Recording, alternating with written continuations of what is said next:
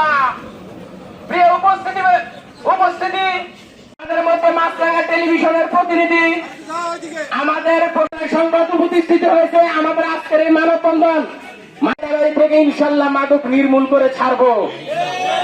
ধর্মীয় খারাপ দিলগুলো তুলে ধরবে আমাদের কাবারেবাড়ি মধ্যপূর্ব পাড়া। আউযু বিল্লাহি মিনাশ শাইতানির রাজীম। সম্মানিত এলাকাবাসী,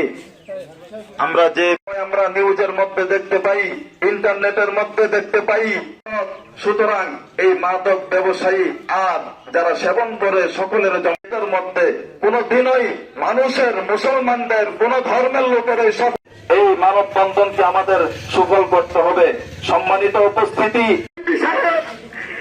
এবং তারেক রহমান মাদকের বিরুদ্ধে ছিল সবারই থেকে একদম মাদক নির্মূল করব।